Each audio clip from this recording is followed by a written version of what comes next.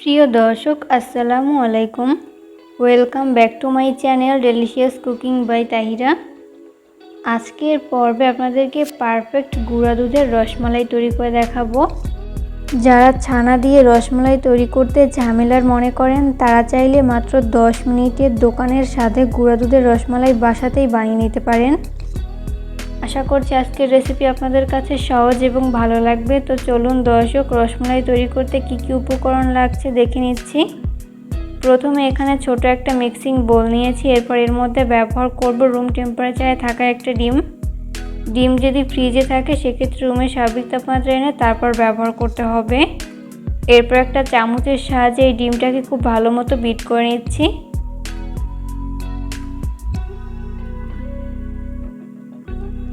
তো বিট করে নেওয়া হয়েছে। এরপর এটাকে একটা সাইডে রেখে দিব। অন্যদিকে আমি আর একটা বোল নিয়েছি। এরপর এর মধ্যে ব্যবহার করব মেজারমেন্ট কাপের 1 কাপ পরিমাণ গুঁড়া দুধ, আর অবশ্যই ফুল ক্রিম মিল্ক পাউডার হতে হবে। এরপর ব্যবহার করব 1/2 চামচ পরিমাণ বেকিং পাউডার।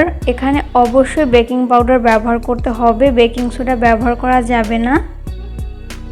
এরপর ব্যবহার করব 1 টেবিল চামচ পরিমাণ ঘি। চাইলে ঘিয়ের পরিবর্তে সয়াবিন তেলও ব্যবহার করতে পারেন, তবে ঘি দিলে খুব সুন্দর একটা ফ্লেভার আসে আর মিষ্টিটা 100% কিন্তু পারফেক্ট হবে। এরপর এই সমস্ত উপকরণগুলোকে হাতের সাহায্যে খুব ভালো করে মিশিয়ে নিব। একটু সময় নিয়ে খুব ভালো করে মিশিয়ে নিতে হবে। মিশিয়ে নেওয়ার পর আমি আগে থেকে বিট করে রাখা ডিমের মিশ্রণ দিয়ে দিচ্ছি। এখানে ডিমের মিশ্রণ একবারে না দিয়ে এইভাবে অল্প অল্প করে দিব আর হাত দিয়ে খুব ভালো করে মিশিয়ে নিব। গুঁড়ো দুধের এই মিশ্রণটি মাখানোর ক্ষেত্রে আপনারা ডিমের পরিবর্তে লিকুইড দুধ দিয়েও কিন্তু মাখাতে পারেন, তবে চেষ্টা করবেন এখানে দুধ দিয়ে না মেখে ডিম দিয়ে মেখে নিতে। এতে করে মিষ্টিগুলো পারফেক্ট হবে আর ডিমের কিন্তু গন্ধও আসবে না। তো মেশাতে মেশাতে এরকম স্টিকি একটা মিশ্রণ তৈরি করে নেওয়া হয়েছে। এরপর হাতটাকে খুব ভালো মতো ক্লিন করে নিব। এরই মাঝে এই মিশ্রণটি পুরোপুরি সেট হয়ে যাবে, এটাকে রেস্টে রাখার কোনোই দরকার নেই। এরপর হাতে সামান্য পরিমাণ তেল বা ঘি মেখে এখান থেকে অল্প অল্প করে ডো নিয়ে নিচ্ছি। এরপর মিষ্টির বলগুলোকে বানিয়ে নিচ্ছি। খুবই স্মুথভাবে এই বলগুলোকে বানিয়ে নিতে হবে। 2 হাতের তালুর সাহায্যে এইভাবে গোলাকার শেপ দিয়ে নিয়েছি। তো তৈরি হয়ে গেল আমার একটা রসমালাই শেপ। আপনাদের বোঝার সুবিধার্থে আমি আরও একটা রসমালাই শেপ তৈরি করে দেখাচ্ছি। এই রসমালাইয়ের শেপগুলো কিন্তু আপনারা গোল শেপে তৈরি না করে কিন্তু চমচম মিষ্টি শেপেও তৈরি করতে পারেন। আমি এই রসমালাইয়ের শেপগুলোকে একটু বড় শেপে তৈরি করে নিচ্ছি, আপনারা চাইলে ছোট শেপেও তৈরি করে নিতে পারেন।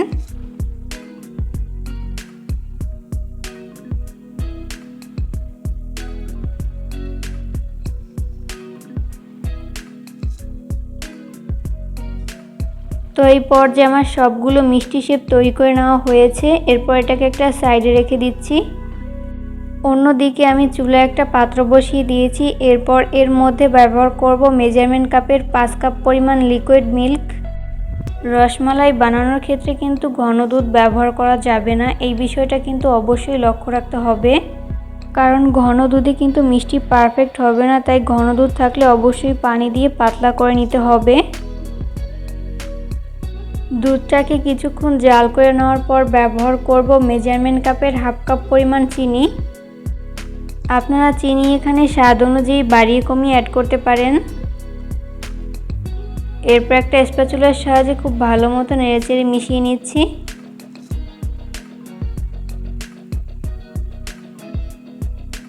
মিশিয়ে নেওয়ার পর অপেক্ষা করব এই দুধে বলক আসা পর্যন্ত।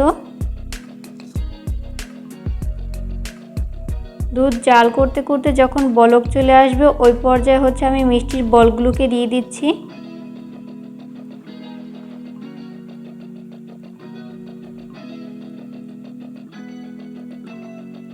এরপর একটা স্প্যাচুলার সাহায্যে আলতো হাতে একটু নেড়েচেড়ে মিশিয়ে নিব। এরপর ঢাকনা লাগিয়ে এই মিষ্টিগুলোকে জাল করে নিব। আর রসমালাই তৈরি করার ক্ষেত্রে এই বিষয়টা লক্ষ্য রাখতে হবে, চুলার আঁচ একবার বাড়ানো একবার কমানো এরকম করা যাবে না।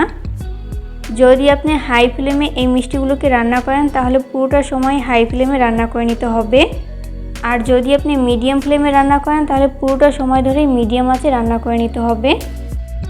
রসমালাইগুলো জাল করতে করতে একটা পর্যায়ে দেখা যাবে যে এই দুধটা এরকম ফুটতে শুরু করেছে। ওই পর্যায়ে ঢাকনাটা এরকম হালকা হাতে একটু উঠিয়ে দিতে হবে, আর ঢাকনার উপরে যে ছিদ্রটা আছে ওইটাকে অফ করে দিতে হবে।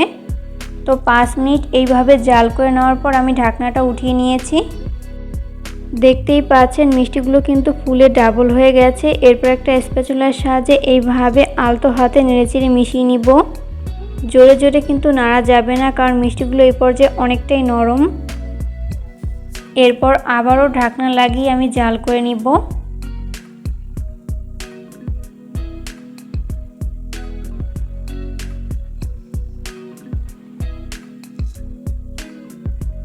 সেমভাবে আমি আবারও ঢাকনাটা উঠিয়ে নিচ্ছি। এরপর আবারও ঢেকে দিচ্ছি।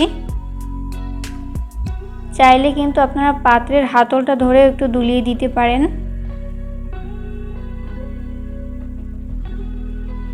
তো এই পর্যায়ে কিন্তু মিষ্টি পুরোপুরি কুকড হয়েছে। এরপর আবারও ঢাকনা উঠিয়ে এইভাবে একটু নেড়েচেড়ে মিশিয়ে নিচ্ছি। আমি যেহেতু এই রসমালাইয়ের শেপগুলোকে একটু বড় শেপে তৈরি করে নিয়েছি, তাই আমার জাল করতে টোটাল 10 মিনিটের মতো সময় লেগেছে। আপনাদের কম বা বেশি লাগতে পারে, সেটা নির্ভর করে মিষ্টির সাইজের উপর। মিষ্টিগুলো রান্না করে নেওয়া হয়েছে। এরপর চুলা থেকে নামিয়ে নিচ্ছি। এরপর এই রসমালাইগুলোকে একটা চামচের সাহায্যে উঠিয়ে নিচ্ছি। তো সেমভাবে আমি সবগুলো রসমালাই একটা বাটিতে তুলে নিয়েছি। রসমালাইয়ের মালাইগুলোকে আমি চুলায় বসিয়ে দিয়েছি। এরপর এই মালাইটাকে আমি কিছুটা ঘন করে নিব। তো এই পর্যায়ে জাল করে নেওয়া হয়েছে। এরপর চুলা থেকে নামিয়ে ভালো মতো ঠান্ডা করে নিব। এরপর আমি এই রসমালাইয়ের উপর এই মালাইগুলোকে দিয়ে দিচ্ছি।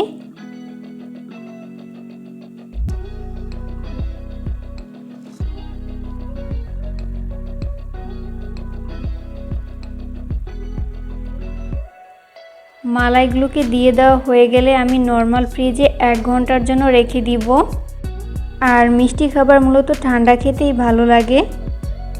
তো নর্মাল ফ্রিজ থেকে নামিয়ে আমি একটা মিষ্টি আপনাদেরকে কেটে শেয়ার করছি, যেটা কতটা সফট হয়েছে। বাসায় ট্রাই না করলে বুঝতেই পারবেন না। রেসিপি ফলো করে কিন্তু অবশ্যই বাসায় ট্রাই করবেন, দেখবেন পরিবারের সবাই অনেক বেশি প্রশংসা করবে আর অনেক মজা করে খাবে। দেখতেই পাচ্ছেন এই মিষ্টিগুলোর ভিতরে কিন্তু কোনো শক্ত অংশ নেই, এতটাই সফট হয়েছে। ভিডিও ভালো লাগলে লাইক, কমেন্ট এবং শেয়ার করতে কিন্তু একদমই ভুলবেন না। আজকের পর্বে আপনাদেরকে ছানা ছাড়া শুধুমাত্র 1 কাপ গুঁড়ো দুধ দিয়ে অসম্ভব মজাদার নরম তুলতুলে গোলাপজাম মিষ্টি তৈরি করে দেখাবো। আশা করছি আজকের রেসিপি আপনাদের কাছে অনেক ভালো লাগবে। তো চলুন দর্শক, এই রেসিপির পুরো প্রস্তুত প্রণালী শুরু থেকে শেষ পর্যন্ত। মিষ্টি তৈরি করার জন্য প্রথমে একটা মিক্সিং বোল নিয়েছি। এরপরে বোলের মধ্যে ব্যবহার করব 1 কাপ পরিমাণ গুঁড়ো দুধ। এরপর ব্যবহার করব 2 চামচ পরিমাণ ময়দা, আর এখানে অবশ্যই ময়দা ব্যবহার করতে হবে, আটা ব্যবহার করা যাবে না। এরপর ব্যবহার করব 1 চামচের 4 ভাগের 1 ভাগ পরিমাণ বেকিং পাউডার, আর এখানে অবশ্যই বেকিং পাউডার ব্যবহার করতে হবে। এরপর ব্যবহার করব 2 চামচ পরিমাণ ঘি। এরপর এই সমস্ত উপকরণগুলোকে হাতের সাহায্যে খুব ভালো করে মিশিয়ে নিব। মিশিয়ে নেওয়া হয়েছে। এরপর এর মধ্যে অল্প অল্প করে লিকুইড দুধ অ্যাড করে একটা পারফেক্ট ডো তৈরি করে নিব। আপনারা চাইলে এখানে দুধের পরিবর্তে পানিও ব্যবহার করতে পারেন। এরপর হাত দিয়ে খুব ভালো করে মিশিয়ে নিব।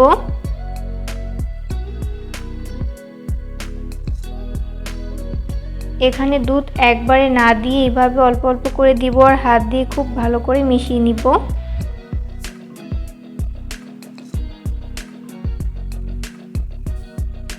এই পর্যায়ে মিষ্টি তৈরি করার জন্য ডো খুব ভালো করে মেখে নেওয়া হয়েছে।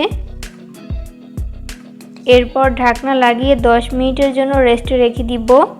এরই মাঝে এই মিশ্রণটি পুরোপুরি সেট হয়ে যাবে। 10 মিনিট পর আমি ঢাকনা উঠিয়ে নিচ্ছি। এরপর হাতে সামান্য পরিমাণ তেল বা ঘি মেখে এখান থেকে অল্প অল্প করে মিশ্রণ নিয়ে নিচ্ছি। এরপর হাত দিয়ে এইভাবে গোলাকার শেপ দিয়ে নিচ্ছি। 2 হাতের তালুর সাহায্যে এইভাবে মসৃণ করে একটা বলের মতো তৈরি করে নিয়েছি। এই পর্যায়ে আমার একটি মিষ্টি শেপ তৈরি করে নেওয়া হয়েছে। সেমভাবে সবগুলো মিষ্টি শেপ তৈরি করে নিয়েছি। মিষ্টিগুলোকে ভাজার জন্য চুলে একটা ফ্রাই প্যানে আমি পর্যাপ্ত পরিমাণ সয়াবিন তেল দিয়ে দিয়েছি।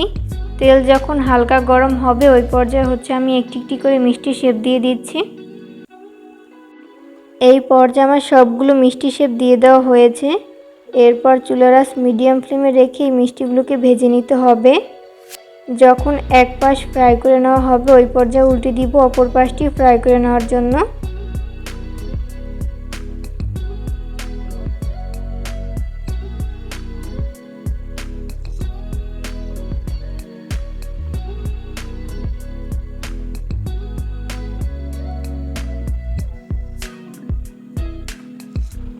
যখন মিষ্টিগুলোতে এরকম খুব সুন্দর একটা কালার চলে আসবে ওই পর্যায়ে অনবরত নেড়ে নিতে হবে।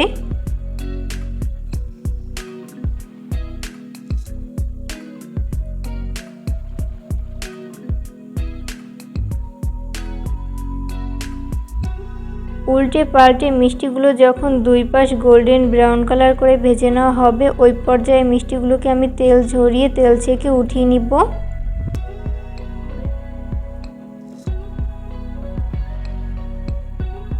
এরপর মিষ্টি শিরা তৈরি করার জন্য চুলে একটা পাত্র বসিয়ে দিয়েছি। এরপর এর মধ্যে ব্যবহার করব 1 কাপ পরিমাণ চিনি। 1 কাপ চিনির জন্য আমি এখানে 1 কাপ পরিমাণ পানি ব্যবহার করছি।